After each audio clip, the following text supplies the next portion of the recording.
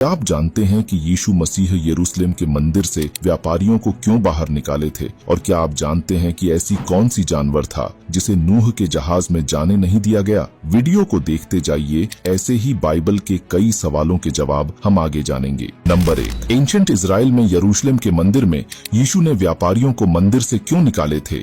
दरअसल एक दिन जब यीशु अपने चेलों के साथ यरूशलेम के मंदिर में पहुंचे तो मंदिर परिसर में व्यापारियों और मुद्रा परिवर्तकों को लेन देन करते हुए देखे। इसके साथ व्यापारी धार्मिक बलिदान के लिए जानवरों को बेचकर अनुचित विनिमय दरों पर मुद्रा वसूल रहे थे। तो यीशु इस बात से क्रोधित हुए और यीशु ने अधिकार के साथ मुद्रा परिवर्तकों की मेजें पलट दिए और व्यापारियों को निष्कासित कर दिए और शास्त्रों का हवाला देते हुए कहे कि मंदिर का उद्देश्य ईश्वर की प्रार्थना और आराधना करने के लिए होना चाहिए, न कि व्यापार करने के लिए। यीशु का यह कार्य न केवल भ्रष्टाचार और अभाव के विरुद्ध विरोध था, बल्कि मंदिर के शास्त्रियों पर एक जोर का तमाचा था कि कैसे उन्होंने परमेश्वर के मंदिर में ये सब होने दिया। नंबर 2, क्या आप जानते हैं कि मूसा ने परमेश्वर यहोवा से उनके चेहरा दिखाने के लिए विनती किए थे? दरअसल बात उस समय की है जब मूसा घने बादल में लिपटे माउंट सिनाई की चोटी पर परमेश्वर यहोवा के सामने से गुजरने का इंतजार कर रहे थे। तब दृढ़ और श्रद्धापूर्ण आवाज में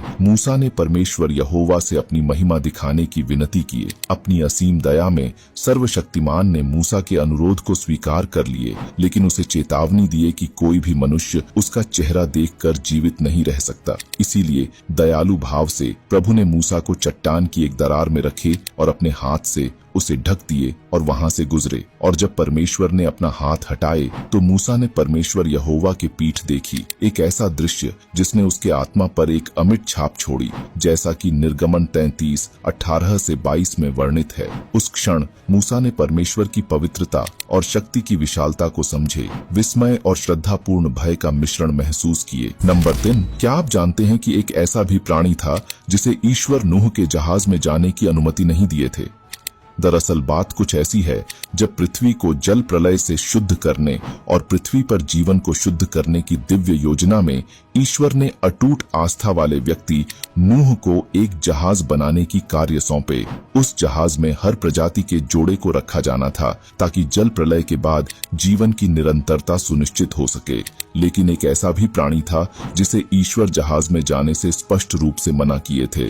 वह प्राणी अंधकार में गिराया गया, अंधकार का राजा जो हिंसा में लिप्त था और बिना पश्चाताप के पाप करता था, जिस कारण से उसे जहाज के बाहर ही रखा गया। क्या आप अनुमान लगा सकते हैं कि वह कौन सा प्राणी था? नंबर 4, माउंट नेबो पर मूसा की मृत्यु के बाद शैतान और महादूत माइकल के बीच पृथ्वी पर महायुद्ध हुआ था। इस घटना का उल्लेख यहूदा अध्याय 1 वचन 9 में किया गया है। मूसा के मृत्यु के बाद शैतान उसके मृत शरीर को पर्वत से ले जा रहा था ताकि उसे अशुद्ध कर सके। लेकिन जब शैतान मूसा के शरीर को ले रहा था तो इसके जवाब में ईश्वर के आदेश से महादूत माइकल बिजली की तरह स्वर्ग से उतरे। उसके बाद शैतान और माइकल के बीच महायुद्ध हुआ जिसे पृथ्वी कांप उठी थी। घमासान युद्ध के बाद माइकल शैतान की पकड़ से मूसा के शरीर को सफलतापूर्वक छीन लिए और शरीर को लेकर स्वर्ग की ओर तेजी से बढ़े। माइकल के पीछा करने के लिए शैतान हजारों राक्षसों को बुलाए और शैतान के नेतृत्व में राक्षसों ने उसका लगातार पीछा किए। जब माइकल ने देखा